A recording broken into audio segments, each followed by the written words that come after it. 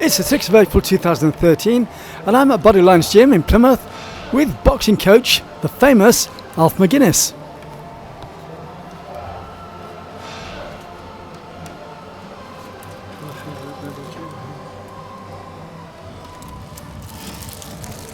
Hello Alf. Alf McGuinness at Bodylines gym, how are you? Hello Chris, lovely, thank you. So we've been going through your album. Yes. The album of your life, basically. I can start off really. It's back in 1947. Yeah. And from onwards there, I've done my national service at 55. So what age did you start boxing? 11 years of age. So how did you get into it at 11? How did I get into it at 11? Yeah. Well, a few friends was interested in boxing, a few bullies back in school, and we thought ourselves the only way we can do is get ourselves fit before we sort this sort of problem out at school. Yeah. And we joined up a club in town near the Kittle Institution. Yeah. And we was under the trainer of was under Pat Gamble from Ireland. Pat Gamble. Pat Gamble. Which he fought Paul King for the British title. And what year was that? Professional. In 1950s, late 50s. Yeah. Late 50s. And he trained us, and from there we done school boxing. Quite a lot of school boxing then. Was there many people into boxing at that time? At the time there, I was going on as an amateur. I started employment at Calumet Engineering and boxing like Wednesday to Fridays, generally twice a week. We used to pull a crowd of 1,000, which a book will tell you. And where did they used to have the tournaments? We used to have the tournaments in to Calumet Engineering. Yes. To Calumet Engineering, and also Drake HMS Navy, HMS Drake. Yeah. Yeah, and plus all the clubs over travelling, like the Barnstable, Liscard, Keep Fit Club,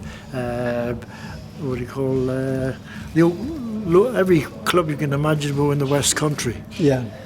And from there, you progressed. If you was picked or you got on some good fights, which our student won some good fights, I was nominated to take our place. Uh-huh. So health and safety has changed a lot over the years, isn't it? Health and safety, yes, quite a lot, health and safety. But there again, I find the sport well entertaining, and I also find there's quite a few acts involved when you got the Olympic Games or How does it affect you? You know, we're in April, it's April the 6th today. On the 4th of April, a boxer died in the ring, and it got headline news across the country. And it's the first time in 18 years, I think, it's happened. Yeah. Which is very sad for the boxing community, isn't it? Well, according to that, and when you're working... He didn't die in the ring, but he died from... But working out that system. and find out how many boxers are, amateur and professional, yeah. And also all other sports, is kickboxing and judo and all that there. Yeah. It's very, very rare. It's like horse racing or anything else. Exactly. The deaths, happen, but the minimum, and they shouldn't be thrown into hysterical proportions. Well, you hit the now word on the air there by talking about horse racing, because the man who won the national had a bad accident. Fell off his horse the following day. Yeah, probably got carried away with himself. Exactly. Right. And took a stumble and got head and back injuries. So you're going to quickly take us through your albums then. Well, I can take you through the album here, like I say, from dates and all that there. This album now, which was lost, and bits and pieces have been put into the album when I went away into national service. So what's this all about on the first page? Well, this is here. I think I'm classes. Sorry. 2, 1, go. Right. These cuttings here from fights that I had at an older age, compared to what I could find to put into the book. Yeah. As I joined the national service myself. Do you remember these fights? Oh yes, yeah. What happened at these fights then? Well, all these fights here are fought here, mainly were Charlie Nose of the gun crew. Yeah. So he was in your regiment, was he? He was in Navy. Yeah. And myself, that's when I was a civvy. Uh-huh. I'm a civvy now. Before, so you beat him. When I went into the army and when I come out of the army, I had previous amateur fights. Yeah. Like this one here, for instance. Alf McGuinness of Swilly, member of Price's Club, which was a new trainer, Tommy Price, which I stayed for many years. What's Swilly? Swilly. Swilly. Swilly. What is Swilly? What is Swilly? Well, Swilly was built up for the prisoners of war. Right. I don't know if you ever knew that, but it was built up for the prisoners of war and for the men that come home injured, yeah, but which didn't materialise. So, I mean, this video is going out to probably international. So, yep. Swilly is an area of Plymouth. That's quite right, yeah. So it was designed for prisoners of war originally, or prisoners of war were kept there. When the war was still on, yeah, you still had, can you call them prisoners of wars, because they built quite a lot of milehouse, yeah, and done all the roads at milehouse. And also the breakwater. That's quite right, and the breakwater. This one here, I'll give you a little read up on this one. Yeah.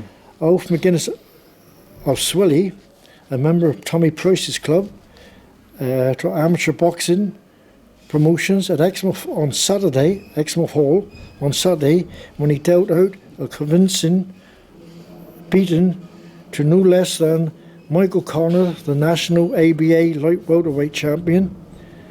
Writes our boxing correspondent. Officially, at the fight, we had the Patchway boxers come down here and their promoters, and as it states here, I took Michael Connor's place and won the fight, and that was December the 13th.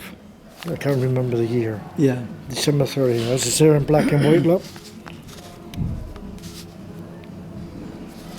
I replaced Michael Connor, who had been originally selected. Yeah. So another tour of Price's Club boxing in the States there. So have you ever knocked anybody out? Yes, quite a few. And how does it feel to knock people out? Well, I suppose it feels the same when you feel a punch yourself a little harder than what you accepted before. Yeah. Do you ever get concerned about them? Yep. You do get concerned. Yeah. But the point is, nowadays, you got now the protection which we never had was the aid guard. Yeah. And when you see it now, you got an aid guard, you got a body protector, you got gloves. Helps to prevent the egg shaking effect of the brain. Exactly. And the aid guard is actually like anybody that's had a fall and they think it's broken neck or a spine injury and all that, which more or less saves you when you get punched and gets knocked down to the ground in the ring. Yeah. And the point is, it breaks your fall. Yeah. So what have we got here, Alf? Well, this one here is another meeting, another one here. 5 Plymouth men for Exmouth. That was the show again from Tommy Price's. Yeah. And it was in the middleweight was Georgie Bray of Price's Club, 6 counties champion at Georgie's weight, and also Bray. Price's light welterweight, Alf McGuinness, be up against a tough nut to crack. This is a fight previous, and he's up against Michael Connor, which you will be meeting at Sidmouth. And that's a bit I've read, split in bit. Yeah. Which I'll give you details of that, and you know. Yeah, it's a great record to have. Yeah. Right, this one here. This was another 1,000 crowd held at the Royal Naval Barracks. At what they call HMS Drake. Yeah. And there was a fighting then on the bill was Charles Knowles. They called him Ginger Knowles. Yeah. Charlie, good light welterweight, good man, really good. Did you get a wage for the fights? No, it just got trophies. Trophies you could never receive money as amateur. Yeah. They weren't paying you no money whatsoever. Because you become a professional as soon as you get paid. Yeah. Exactly. Okay. And this fight here, if you that's look the problem with my career. If you look, I keep being told I'm an amateur because I'm not getting paid for what I do, but I'm good at what I do. That's the same as what I've done this week, all that crowd. Yeah. This is the. Do you want that writing in there? Yeah. Right. Just trying to move away. This McGuinness and Knowles return should be a thriller. Yeah. But let's get over this turf fight.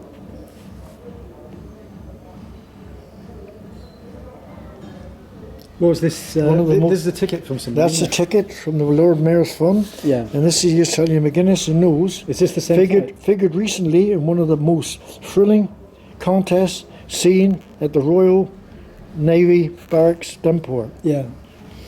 What was that fight like, if you remember it? This fight here, Yeah. I beat Charles Nose down here. Uh-huh. Beat him down here, and no complaints. Yeah. Good boxer. How many rounds Beat do you him think you took? three 3-minute rounds. Yeah. A return match with him here. Uh-huh. If I show you a return match. The return match, and I'll give you the what's the other if I can't find the cutting. Uh-huh. We boxed in the Royal Naval Barracks. Yeah. No, it's a different one now. Right. So what was how many? What did you win on points? What sort of points? Did Win you on win? points. Yeah. Yeah. Okay. This is another fight here. Again, it was all the champions. Alf McGuinness of Price's Club registered with another Yeah. victory against P. Boyle, the Reading light welterweight, in the third round. Uh-huh.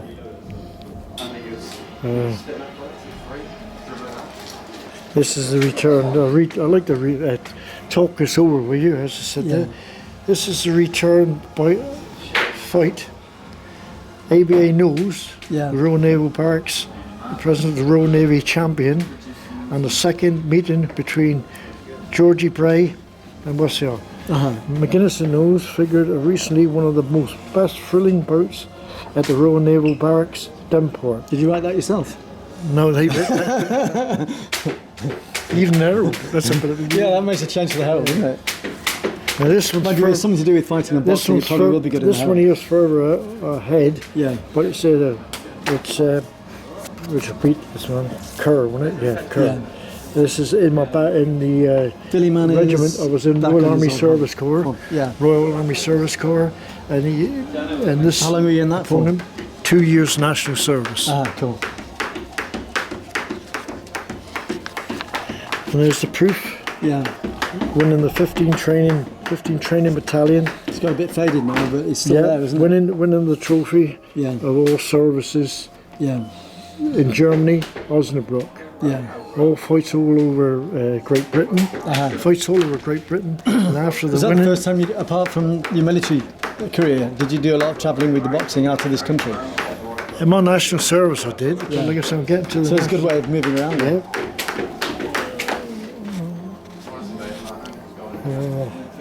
I don't know who this one is. Guiness shows ring craft and punching power.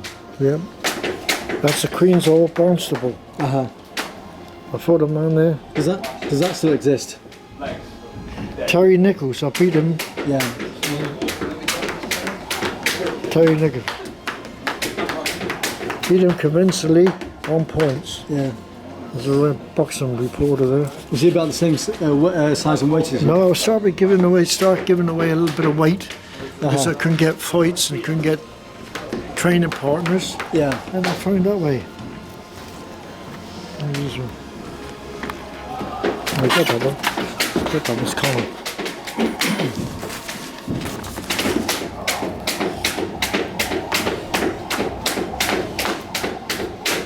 Thrilling last round at our Royal National Barracks, Royal Navy Yes. Barracks. That's what's the other, yeah. McGuinness, I haven't got my glasses on. I fought Ivor Please Thomas take notes, yeah. of Ewell, present Welsh ABA light welterweight tight Yeah. loader.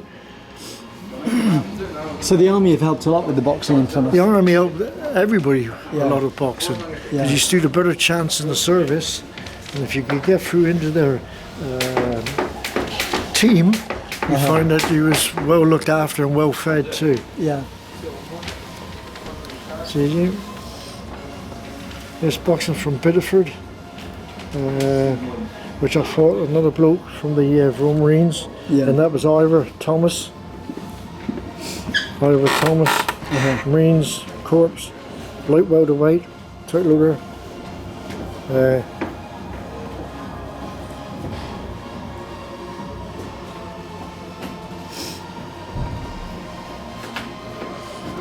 As you can read along here and put that Yeah. story in there yourself. Yeah, I've already got it actually scanned. You've got some pictures in there as well. Yeah. I don't know what that is. I think it's a cutting better for you to read. Pride of Plymouth, that's Alf.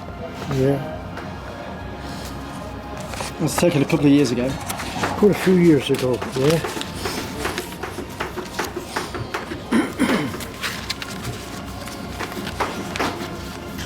See, look, it's falling all out here, look. Yeah. Everything's falling out. So do you have a boxing tournament that stands up from any other? Well, I think the ones I've got in this cutting book, which I can find and gradually stick in, that was Michael Connor was an outstanding boxer in all weight, as you can read. You've read it yourself, and it says, I beat him convincingly. Yeah. And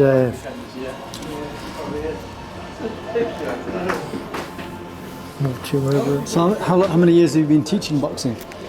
Well, I'm still been in the game of boxing since in the late 1962s.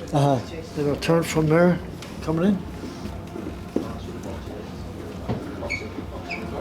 62, coming 1962, and I finished up. I turned a professional trainer, and I had the 5 Sullivan blokes training, which 2 of them in the family fought Lord Hunnigan and losing on points. Another one there, though. I don't know where that comes from. There's a program of that. I'll scan that one, I think. Yeah, right there.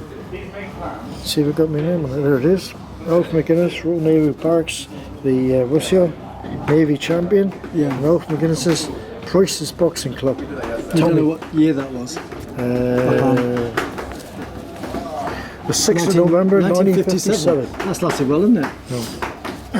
On top of that, I was 1 then. 1957, I was just coming out of the National Service. Yeah. Went in at 55 and come out 2 years. Crikey.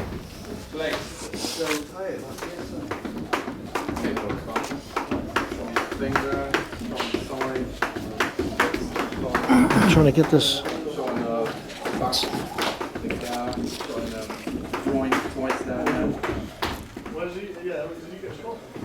It's just names, you can't see it. Yeah. Yeah, it's a shame we haven't got the dates, and then we could have got the records. Well, from the, that's what I'm saying. It's nice if you can get hold of the papers. Yeah. Nothing there. Oh, look at that. There it is. There's one of the Sullivans. Yeah. That's Dennis Sullivan. Yeah. Well, they became And he renowned fought fighters. Lord Hunnigan. I trained as a coach with his dad, who was manager. 3, 2, 1, go. Boxing trainer Alf McGuinness. His boxing trainer, right, is put through his paces by Dennis Sullivan. Yeah. But on Saturday, What are they famous for? They're renowned fighters. Yeah, Because you keep boxers. mentioning that. and I say Hulk will be showing plenty of fight to complete the marathon, which I did. On several marathons. Yeah. Run several marathons, not one. Yeah. And this is my boxing team, Army Service Corps, Royal Army Service Corps. Yeah. And my friends, Kenny Lynch. Kenny Lynch. Is he a comedian? Kenny Lynch is a singer. Right, okay. And he won. Because there was a comedian called he Kenny had Lynch as a well. record, first number Might one have been the same one. on the roof. Up on the roof. That's right. Yeah, I remember that one, yeah. And that's 1950s. Yeah.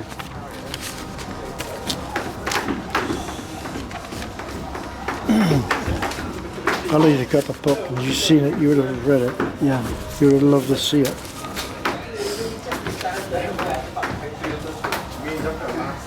This one. These are all different fights,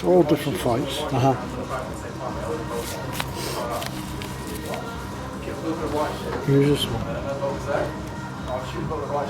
Devon Boxing season opens this week. Stop it. Yeah. Stop it.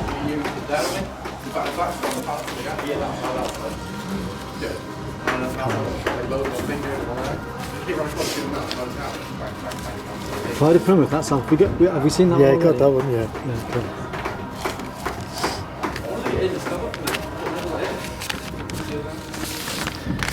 And there's the Plymouth date all on there, March 2nd, 1985. Yeah.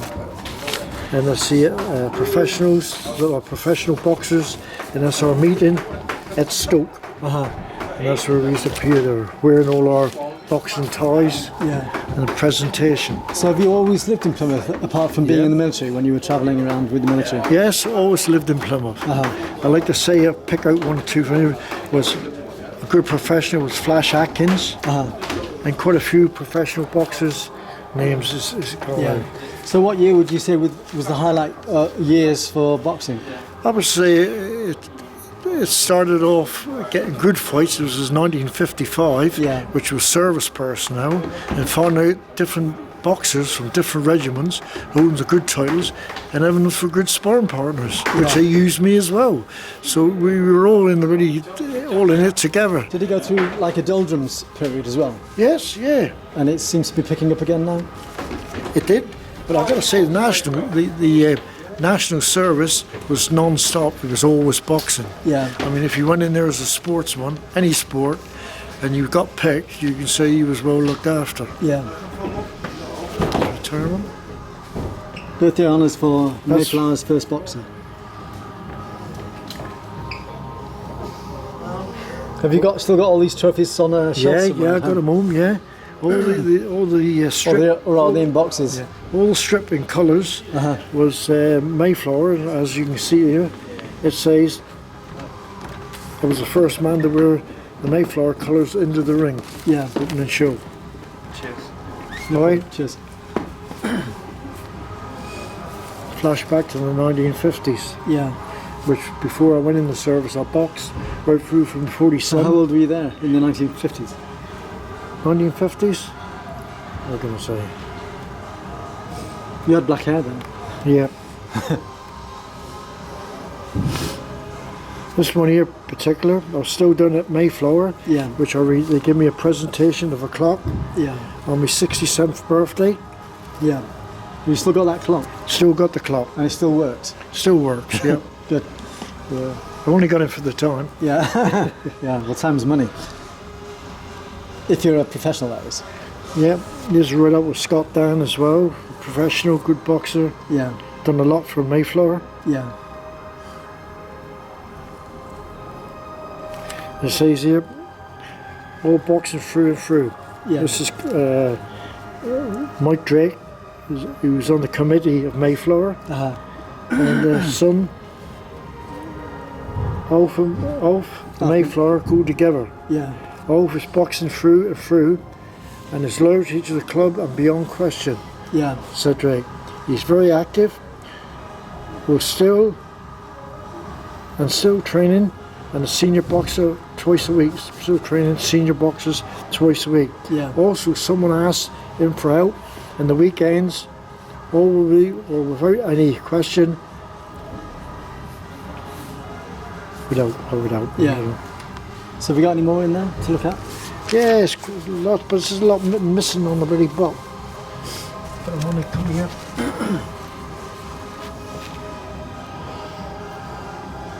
This is one to Calumet. Yeah. I'm trying to get Boyle and all that. Boxes, Welsh ABA, Irish ABA. Yeah.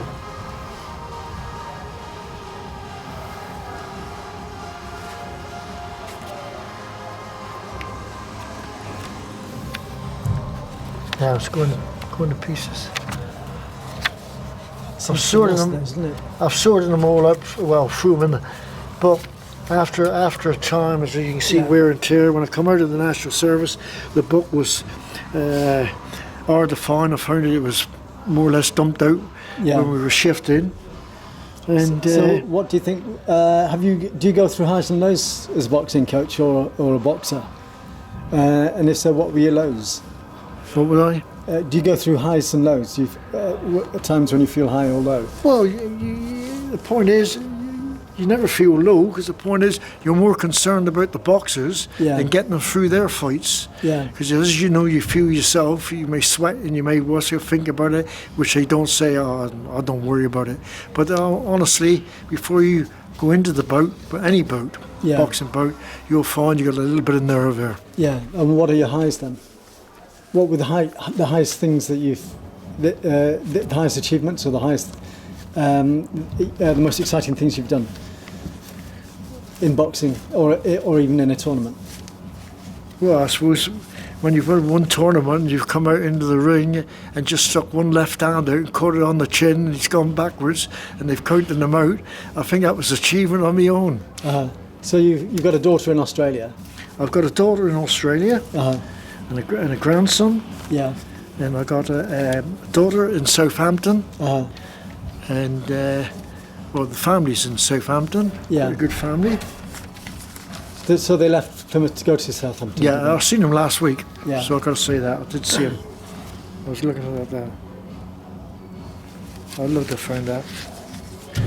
I got Welsh boxes, Irish boxes, and all that there, which on the Evening Herald. Yeah. When I do find it, I like to show you in black and white so people can just read it and say, "Christ," you know. Yeah.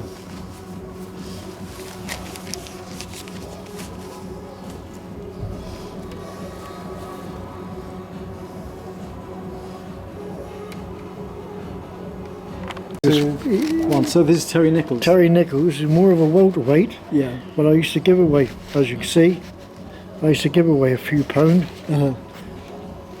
As fights was beginning to get hard in the West Country. Yeah.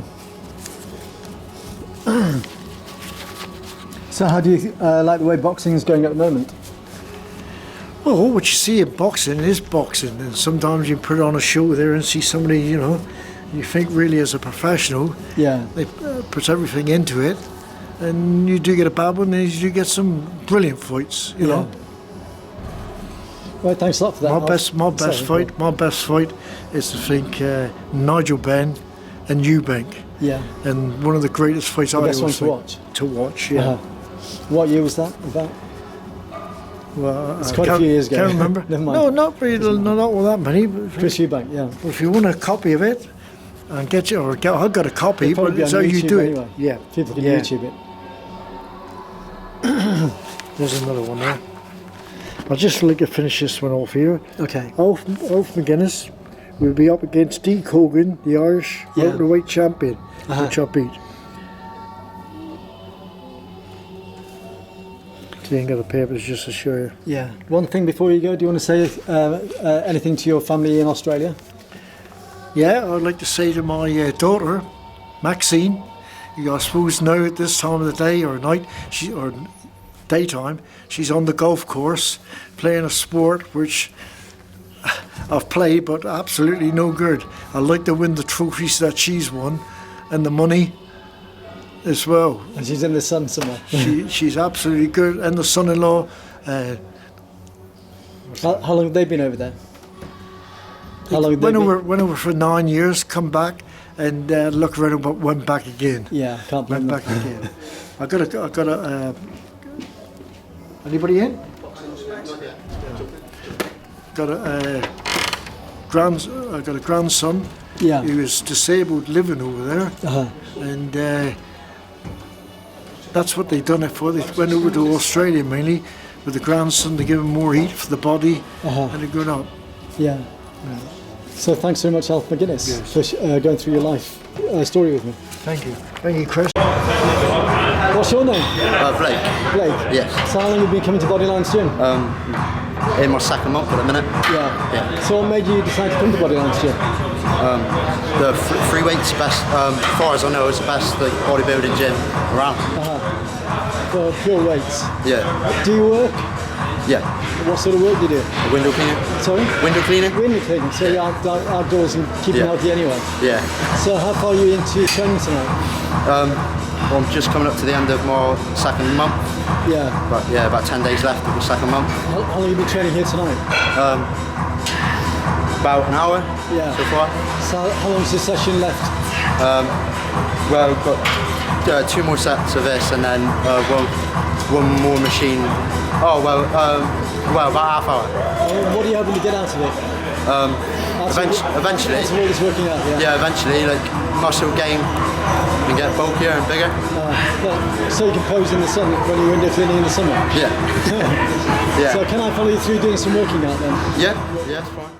Thanks to John Curley, Alf McGuinness and everyone at Bodylines Gym in 2013, 12 and 14.